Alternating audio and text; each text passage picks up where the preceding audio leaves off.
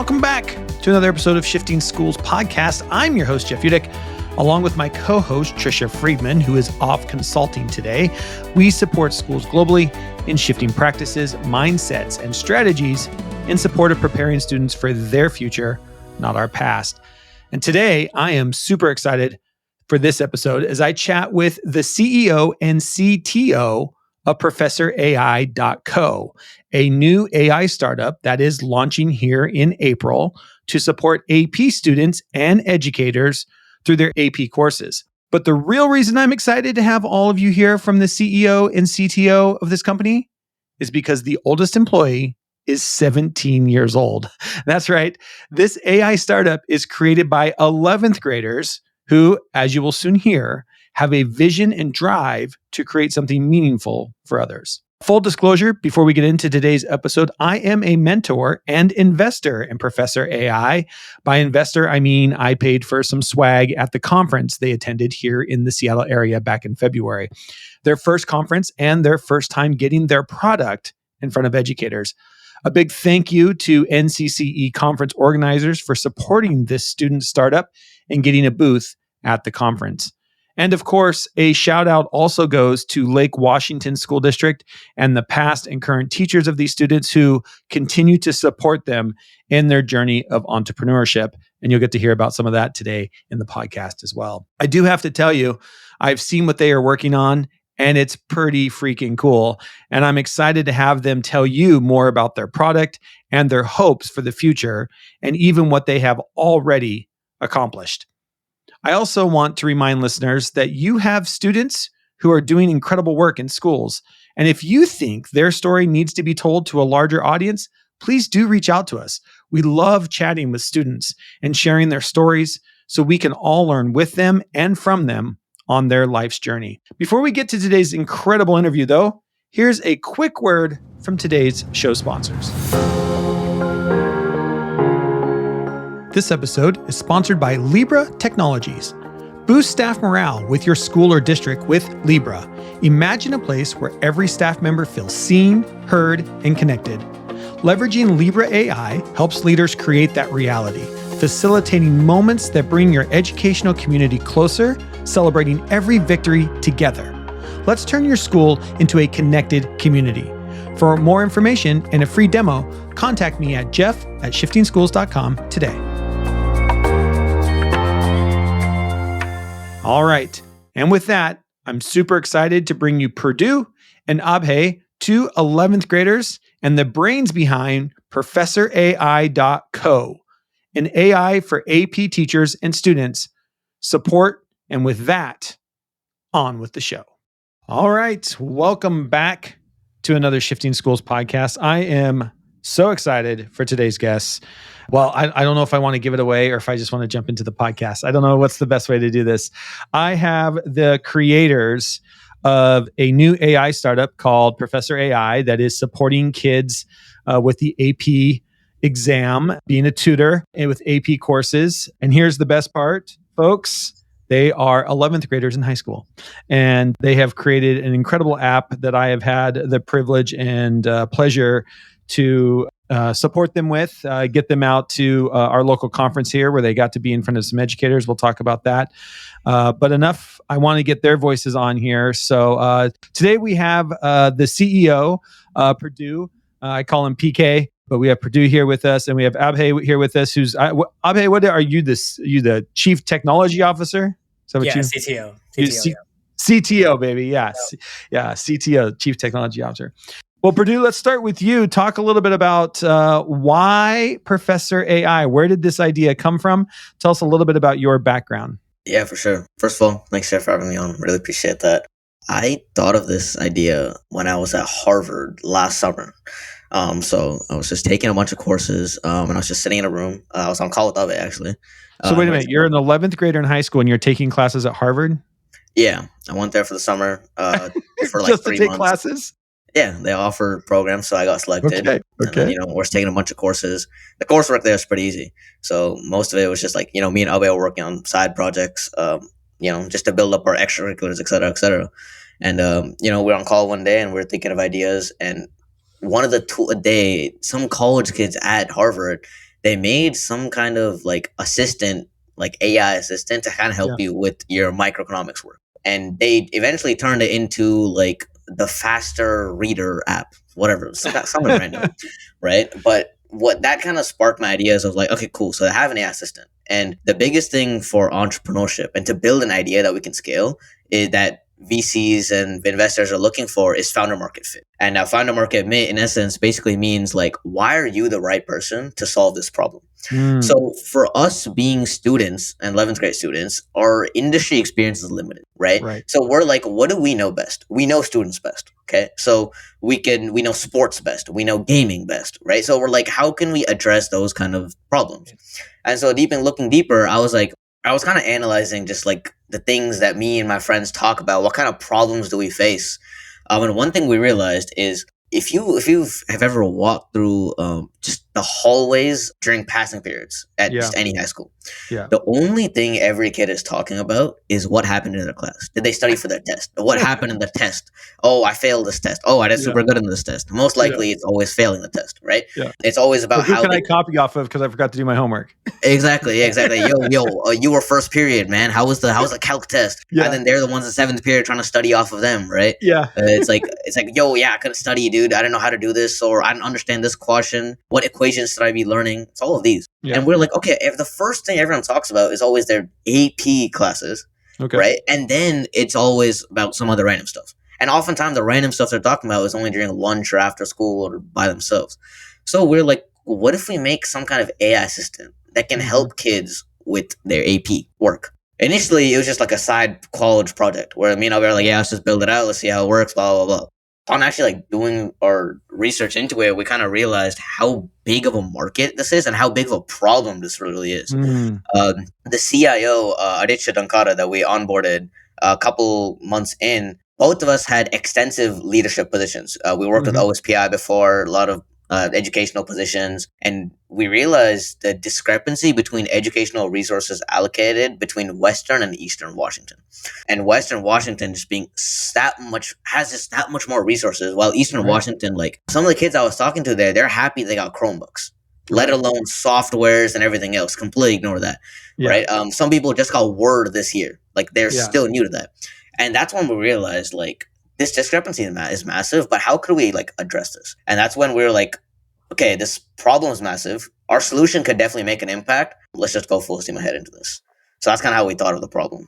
I like Yeah. that. I like that. Abhay, talk a little bit about how you started creating this, what's running the back end of it, and just what are some of the details of how this AI works? Well, yeah. When me Go and for it. Purdue were discussing like the details of how this would work, like I remember too, we were on like phone call and he was moving around the Harvard campus somewhere. I was at this desk and I was like, okay, so like the biggest problem with AI and like education right now is like the fact that stuff hallucinates, right? Yeah. ChatGPT hallucinates and everything. And then we were like, okay, how can we fix this? Like, and I was saying like, and then I was saying, okay, maybe we can give it study guides and this and that and that and this. And then Purdue was like, oh, what if we give it like class material? And then I was like, well, that's a good idea. Let's just do textbooks, right? So that's kind of what's powering our system, which is AP verified textbooks powers the back end of our system so that every response that you get from our AI tutor is 100% factually accurate. And so that's one of the biggest things that are of our back end. On top of that, we have a bunch of other features like, you can access the web for web Sure. resources, and then you can also, chat with specific pages in the textbook. And then we also have an answering engine so you can get right answers to your math problems, physics problems, chem problems, etc. And so those type of things, that was just kind of stuff we built on top of that. But the base of our system relies on the fact that we have 100% accurate information. Mhm. And these textbooks you're using are open source textbooks, right? They're like Creative Commons open source Yeah, textbooks exactly. that you guys found. Yeah, we found them. We have a license to use them. We have a Creative Commons license to use them, and so yeah, that's what powers our system basically. Okay, awesome. Can you talk a little bit about, because one of my favorite things is how you overcame the hallucinations, because we hear this a lot, especially with math problems. And you're using ChatGPT in the back end, right? Your API is coming out of ChatGPT. So it's the engine that's driving everything. And we know that there are, especially around math problems, there's two things that teachers are constantly complaining about with ChatGPT. Is one, it doesn't get the answer right to begin with, or second of all, it it doesn't give an accurate description of how to solve the problem or give students the next best step to take when solving a problem. Can you talk a little bit about how you solved that in your AI? So yeah, after tackling hallucination, like I was just messing with a very early version of our system. And then I was like, okay, I guess it's time. I was working on math while I was doing it. So I was like, all right, just time to try this math problem out. And it was pretty bad, right? Because it didn't work then. Yeah. But what we realized was the Chat GPT like API that we use in the background, like the Chat GPT itself is really bad at math, right? Like you said. And so what we were doing essentially was getting a system like, you teachers out there have definitely heard of like photo math, right? Where you snap a picture of a problem and then it analyzes your thing. You guys have definitely heard of like photo math, right? Where it just snaps your picture of your problem and then it analyzes your entire the equation and then gives you an answer, like a right answer, right? So ChatGPT can't do that. But we built essentially we built a connection to Wolfram Alpha that a lot of people definitely know, right? And Wolfram Alpha essentially, we paired our AP answering system with Wolfram Alpha.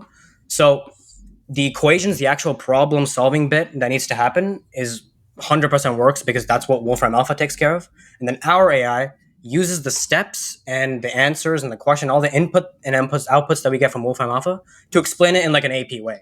So for example, if I said something like, give me this, answer this AP FRQ, right? And for like a math question, the actual equation part of it that it needs to answer, it'll go to Wolfram, and then the rest of it and then the answer to it I'll get in like an AP way, like the exact way I would do to get a 5 on an exam, essentially. Yeah. So that's how we combat that. Is it pulling those answers out of the textbook then? Like once it solves the equation, it's then relying on the open source textbooks that you've uploaded to help it support it in creating basically how to solve that problem. Basically, yeah. So for example, if I said something like, okay, can you find me the derivative of this? Okay. Mm-hmm. And so it's kind of like a 3-step process, essentially. First, it understands what you're asking, right? So it has to do 3 things. It has to get the right answer, it has to not hallucinate, and it has to explain it because the students have to learn, right? Right. And so first, it gets the actual answer, understands how to explain it to the user. Then it pulls the relevant information from the textbook. So like the chapter on derivatives, right? So it pulls that out, understands how to explain it. And on top of that, and then it actually does the actual output and printing to the user. That's essentially what it does. Yeah, I love that. PK, talk to us a little bit about where you guys are so far. You say that this last summer is when you guys kind of hatched the plan that this might be something you want to do. You and Abhay here get together. Kind of talk us through what's happened in the last, whatever you're in now, 8 months, 9 months of development of how things kind of rolled out for you. Yeah, closing on the 7th month now. So 7th month just started being March. Okay. Thought of the idea. We thought of it in like June, July almost. But we were working on other research projects at the time, so we didn't actually act upon it. We were working on, actually surprisingly, something in the school space as well, but working on school security and a system for school security. So we just did a whole research project on that with UW and MIT. But in September, is like early September, maybe super late August is when we like actually started the project. So since then, the biggest thing is we have a base MVP and it works. It works pretty well. The AI, the functionality is all there. Now we're working on fine-tuning our models, refining the actions, making all the new UI for everybody. So we can have a beta, which will be done in about 2.5, 3 weeks, give or take.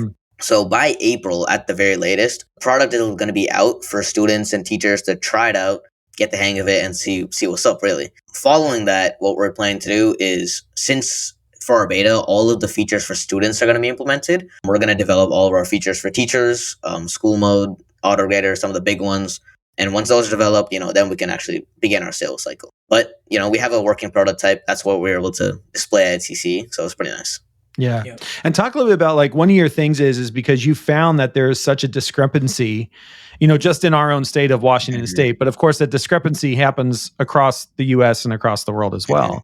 And part of you wanting to do this was to help support, kids that don't have those resources. So talk a little bit about like the model that you want to have where there's, always some type of free version for those kids that need the support the most. Yeah. So we have a freemium service. So kids can go try out our product. And then if they want to, they can continue to pay for it. Now, the good part about it is even our most expensive plan, right, is cheaper than one session with a tutor for an hour. Except we give you access 24 hours a day, 7 days a week 30 days a month, right? So that's something that's significantly more affordable for families in like very rural places that we haven't implemented our products into from the district perspective yet. So they can have access to everything, right? But the goal is eventually we can want to get even our enterprise costs down to so low where any school anywhere can really afford it. So families don't even have to worry about it. But it's like we've implemented a free model, so those kids aren't missing out on the resources, right? Mm-hmm. Our goal is to level the playing field because sure we could go to all these big private schools and all the most wealthy districts, but the kids in like the middle of nowhere and the very rural places are still missing out, right? So we want to help bridge that gap through this product, essentially.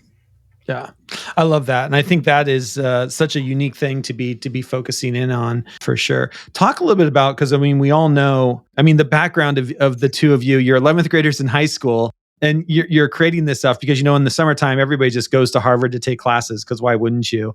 But talk a little bit about. So let's start with, because I know the story, so I'm trying to just figure out how to get our listeners to hear it. Of course. But talk a little bit about that. We know that it's expensive to run these AIs. Talk a little bit how you got hooked up with Microsoft and how they're supporting you in this. Yeah. So Microsoft has an exclusive startup program. And as part of the program, you get about a couple $100,000 worth of benefits. The biggest one for us being OpenAI credits, which OpenAI is a company that powers ChatGPT, and Microsoft Azure credits. And Microsoft Azure is Microsoft's cloud provider. So through those credits, we're able to basically run our AI for free for at least like another year or two, because we just have so much credits to that.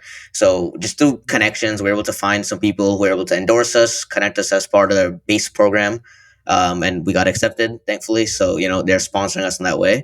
And now our goal is to get into their secondary program, which is the Microsoft Pegasus program. And now if we get into that, they're going to give us millions of dollars worth of credits. So that's awesome. It's just they're really helping us, empowering us to support our mission, and actually like making that a reality. And that's how they're supporting us. I love that. Talk a little bit too. I know both of you, I think Abhay say in 3 days you're headed to New York. I'm so pumped for you guys. Tell our listeners a little bit about why you are headed to New York in 3 days. Yeah. So our company has got into an accelerator program. For those of you guys who aren't familiar, a startup accelerator or incubator is basically kind of like an organization that funds your company, gives you money, invests in it. They have their massive panels of professional advisors and people who have been through the entrepreneurial process, had multiple 9-10 figure exits even, right? Who will just guide you, invest in you, and just help you scale and grow your company. And so we got into one called Antler. It's a global program. It's pretty competitive. We were one of 70 companies out of 5,000 applications that got selected. So it's a very, very low acceptance rate. And so for that, me and Abe are headed to New York for about 3 months to fulfill the program. And hopefully at the end, we get a good investment out of it. So, yeah. Thank you for tuning in to Shifting Schools. Let's pause our discussion to spotlight Libra HQ, a breakthrough in using AI to deepen connections within organizations. Imagine an environment where every staff member feels truly seen and valued. This is the heart of Libra's mission. Libra transforms how leaders celebrate and recognize the personal and professional milestones of their team members. It's not just about reminders. Libra's AI dives deeper, offering insight into enhanced team cohesion and promote a culture where support and acknowledgement are paramount. Picture a school where every individual is acknowledged, from work achievements to personal victories, creating a culture of appreciation in just minutes a day. In these challenging times, where the demands on educators have never been higher, Libra offers a way for school leaders to lead with true empathy and compassion, ensuring every team member feels an integral part of their community's success. Discover how Libra can revolutionize your school's culture. For a demo, contact me at jeff@shiftingschools.com. Let's build a future where every educator and staff member feels connected and valued. And now, let's get back to our conversation. So how long are you going to be in New York? 3 months? Yeah. Wow. We're coming back in June. You're coming back in June. Wow. And you're still doing, of course, high school during all this time too. Oh, yeah. Yeah. I Yeah. just said goodbye to everybody, my teachers, all my friends. Just I school. You said goodbye this week, huh? Yeah, I was like, yeah, it's my last day of school, crazy. guys. And they Yeah, were like, that's awesome. what? And so, I mean, and talk about that. Like your high school has played a role in this and supporting you. You guys are taking online classes. Abhay, I think you're doing full running start now. Yeah. And so there's just a lot of ways that the school has supported you in doing this as well. Yeah. 100%. Yeah, for sure. I don't think I could have. I'm a full-time student at Bellevue College, but do the Running Start program, right? Right. So I essentially I just have a lot of time throughout the day to like actually work on, like Professor AI and things like that. If I went to high school like for full time without my Running Start, I guarantee you we could have not had an MVP ready by now. Yeah. But, I'm really thankful for like the whole Running Start program in general. They really helped me and like some of the CIO and the rest of the team as well, even Purdue as well, to save our time and really optimize our time accordingly, so we can ship this product out. Yeah. And Purdue, I knew you were taking one class still at the school. So are you going to be doing that class online while you're in New York? So I was able to make an arrangement with my teacher. So he just made a pass fail. So, I mean, I kind of have to do a little bit of work here and there. And then he'll pass, so it's fine. But I can imagine a teacher just being like, okay, you're going to an incubator program in New York to launch your startup. I think we can find a way to make this work. Yeah. We're not messing around or going on we can vacation, find a way so. to make this work. Yeah. It's not like you're going on vacation to do nothing. You are going to be probably working way harder in this program than you would ever be working. We can find ways to get you credits for whatever you need back here in the state of Washington. Yeah. Talk a little bit about teachers listening to this saying, oh, great, here comes another AI for kids to cheat. Here comes another AI that are going to allow kids to not have to write anymore. And I'm sure you've heard these. Talk about like, what is your focus with this AI? It's not an idea to replace the AI class, but really to be a tutor. Talk about that for a little bit.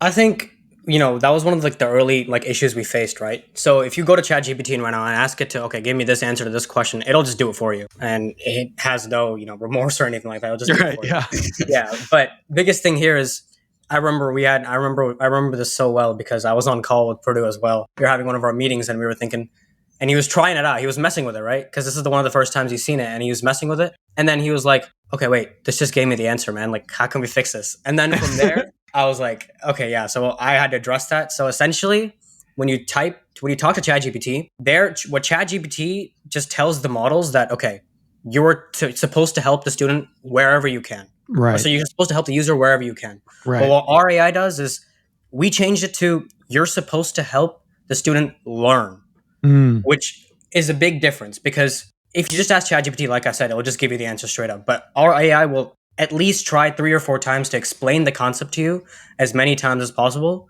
before it actually ends up giving you the answer and then explains that, right? So that was like a big thing that we did. We also have another thing within as one of our features called follow-up questions, right? And Purdue can explain this a little better than I can. So Purdue, go ahead. Yeah, sure. It's basically it's basically the thought process of the AI, right? So when a student is currently prompting ChatGPT to do something, ChatGPT's prompt process is like, yeah, cool, spit out the answer in the best, most possible way you can, right? Yeah. Our process is different because what Abhay's done, he's altered the way it thinks to be like, no, you're not giving the answer. You're going to train it based off these factors and tell it, no, you're going to break it down. And we do that so we can basically replicate a tutor in a virtual setting. Now, what a tutor does right now is, let's say it's a math equation, right? They break down the math equation to its base concept using simple examples like, I don't know, gummy worms or cookies or whatever. Yeah. Right? So kids can understand, which is what a tutor does. And then the kids understand the base concept, and then they go back to the equation, apply the same terminology, and then students most likely understand the equation. Now, we do the same thing by having the user prompt the AI stuff like, explain to me like a 5-year-old, or give me a Gen Z example, or literally, I don't understand. Because 90% of the times, kids just don't understand, right? So by prompting the AI that, we're telling the AI, like, okay, this person doesn't understand this, re-explain it to them in a different way. And so it goes through a bunch of these filters to try to explain to the user how to answer the question rather than telling it to you. And these filters is what ChatGPT doesn't have. That kind of makes us unique in that sense. I love that. ChatGPT was made to be general, right? And so when one of the things that we're doing is being AP specific, right? So that's one of the things that we have to consider when making this thing. That's what we did. Yeah. The biggest issue teachers have is like, oh, this is a shortcut for students so they don't prevent learning. This is really a shortcut for teachers. from what the for the teachers we have, list features we've added, like AutoGrader especially. Our goal is to save you so much time in grading, so you just don't grade. So we're saving you time, but we're making sure that students still learn because that's your job, right? And the AutoGrader program that you have embedded in Professor AI is actually pulling from the AP rubrics Yeah. to do the grading, right? So yeah, a little more on that. We also have support for AP rubrics, like you just mentioned. So to any AP history teachers out there, SAQs, LAQs, DBQs, FRQs, we support them all. So if you asked to grade this SAQ, or a student asked, okay, can I get feedback on my SAQ, or can you help me write this SAQ? And it pulls directly from the AP rubrics. So all of our content is, again, non-hallucinated, and it has direct reference to those rubrics. So whenever crafting any responses, grading, it has 100% knowledge of it. And on top of that, we make sure to stay up to date on all rubrics. So as I know, this year, APUSH updated their rubrics, right? And so, that's one example of how we changed our rubrics to update the most relevant content. And so that's how we maintain AP relevancy. It's really great because like it literally tells you, hey, you got the complexity point or you didn't, based off X factors pulled directly from the rubric, right? And by mentioning that, it's just really helpful because teachers, it gives you so much good feedback that teachers could not spend because you guys have 300 students to worry about, right? But if an AI does it like accurately and properly, we can give each person individualized feedback, which is really great. And talk a little bit about, because for teachers listening here, to kind of to even think about what this thing is doing. If a student, and Abhay, you can explain it better than I can, but basically the way I understand it is, if a student asks a question about something specific, not only will it try and support the student in learning that, but it will go to the textbooks that it's trained on, and it will literally pull up the page and say, oh, you need to learn more about, this period of history. Here's the page right out of the textbook to get you started. Exactly. Can you kind of talk about that? Yeah. So let's just say, I'll give you an example, right? So for all the AP World teachers out there, Unit 3, that's gunpowder empires, right? Land-based empires. So if I say, okay, I have a test on the gunpowder empires tomorrow, what's some key points that I need to remember? Or like, what's the biggest thing? How did they expand? Things like that. I'll just type exactly that into Professor AI. It'll pull resources from the textbooks, and it'll tell you, okay, pages 178, 372 in chapter 3. This is what we pulled. This is what each page says. And it'll be like, okay, so this is what you need to study for your test tomorrow. Review these key points, and this is where those pages are. And I'll give you direct citations to them. Oh my gosh. That's kind of one of the big things that we do. Well, and it's huge because that's one of the biggest issues that people have with most of these large language models is they don't cite their sources, right? They don't tell you where you got your information from, so that you've been able to train this thing. So not only does it say, here are some key points, but here, if you go and look at page 197, here's where you can learn about these key points and understand the impact or the significance of those key points. Yeah. Yep. So, and we do that with our web resources as well, right? It doesn't give you Wikipedia links. It goes straight to Khan Academy and tells you, hey, this is the perfect article for you to read on it, right? And it does that for every single one of its sources. So like if they're trying to do a research project or actually trying to learn, it's not inaccurate sources.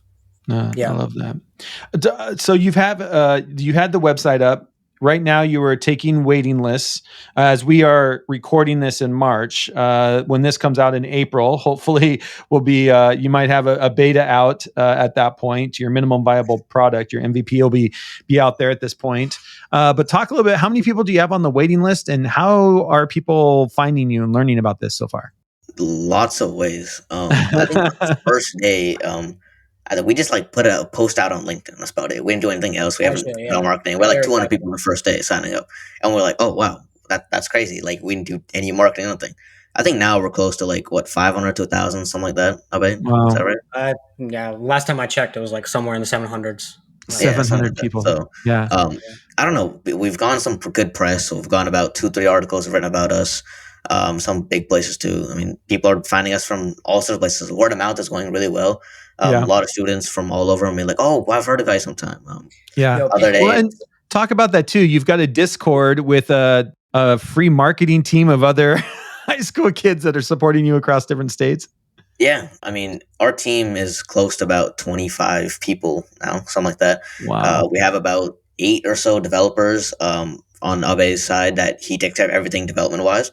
And on the Okay. marketing side of things, we have about 15 people. We have about 10 or so social media marketing interns across the country making content for us. We have people writing blogs, to help students and teachers out further, more organic growth.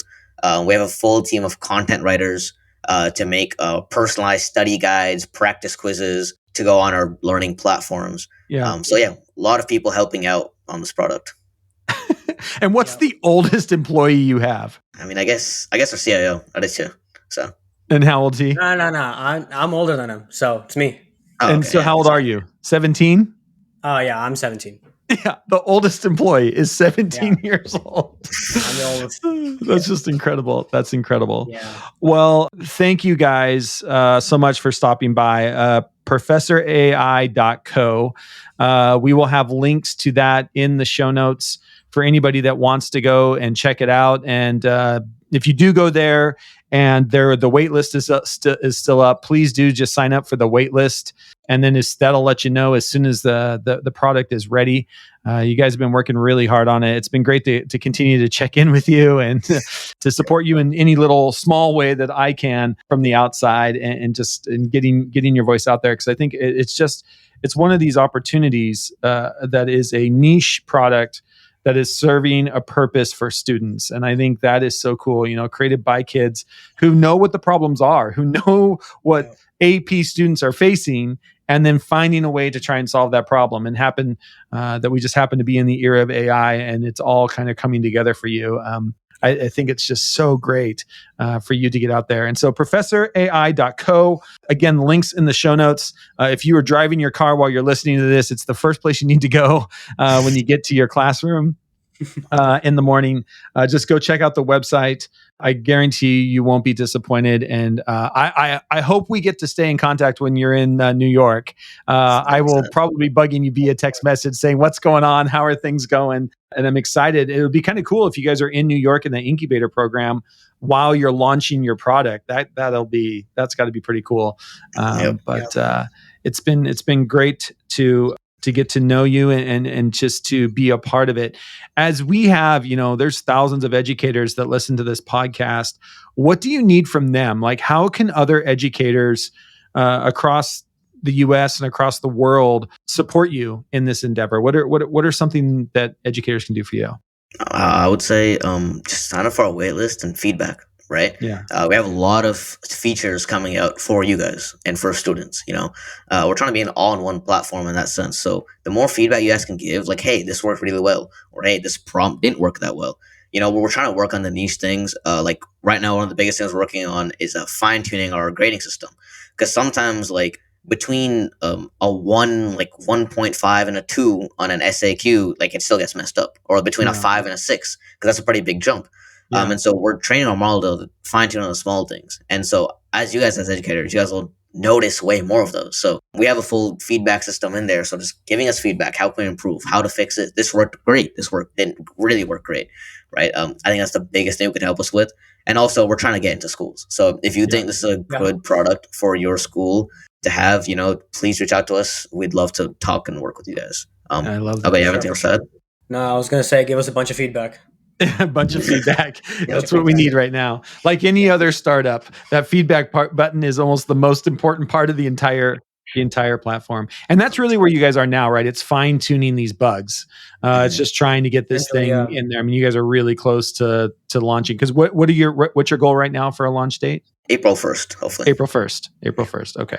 Good. So hopefully, as people are listening to this, it's launched. They can go in and give it a play and start giving you some feedback and stuff. As we get ready to wrap this up, is there any other place that people should be following you other than on the waitlist on the website, social media, any other place that they should be looking for? We will make sure we link in, and PK, I'll have you send me the articles because I think it's great for teachers to read some of those articles. We'll make sure those are in the show notes as well. And then, are you on the social medias? I'm going to take it you are.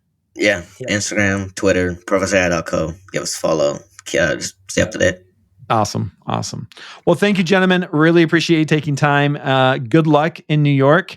And maybe we'll do a follow-up podcast when you get back from New York and you can tell us about your experience. And who knows, by then you'll probably be worth $3 million or something like that. So we'll see. We'll see how things go. So thanks, guys. Appreciate it. Cool. Thank you.